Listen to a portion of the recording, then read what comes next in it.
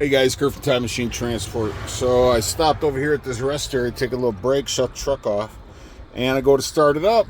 Check this out. At first I thought maybe my batteries are draining, but I got enough voltage to start the truck. But listen. So, even though I didn't think it was the battery, I pulled out my jump kit. Check this out. So it's like I'm getting or like not really ticking, but it's like she wants to start. But I go down here and wiggle the wires. Shit.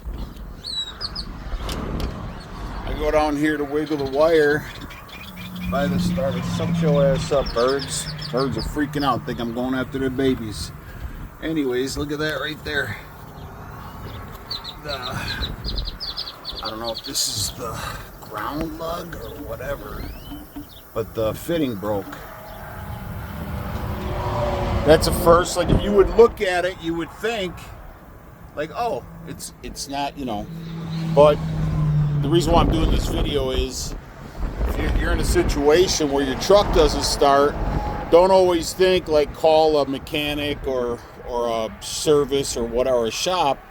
You got to do some due diligence first, because if you just assume, oh, my truck batteries are bad or my starter's bad, whatever the case is, start jingling some wires, moving wires around, because it's it could cost you enough money to have a roadside service come out and try to get you started, when all it is, well, not all, but it's just that connector right there. So what I'm going to do is, I think I have a metal clamp inside inside my tool bag. I think I'm just going to go ahead and see if I can put a metal clamp on the front lug, and then also the bottom cable, and we'll see if she starts. Alright, so what I did, I think it's a ground lug, because the red cables, they come off of the positive side of the battery. So let's go ahead. I got it clamped right there on that shock bracket. Let's see. This is the first time I've ever do this, so makes sense though.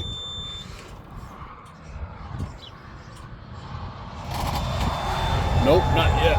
Shit. Have to see if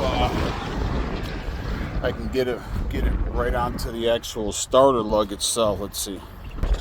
Alright, I can't seem to get my clamp or my vice grip in there because it's too far in there. So I took a socket and a ratchet and touched the line to it. Let's see if that works. I don't know. It's a simple fix if I had shit at my shop. Oh, almost. There we go. Alright, that's how you do it. Please like and subscribe to the channel. Ciao.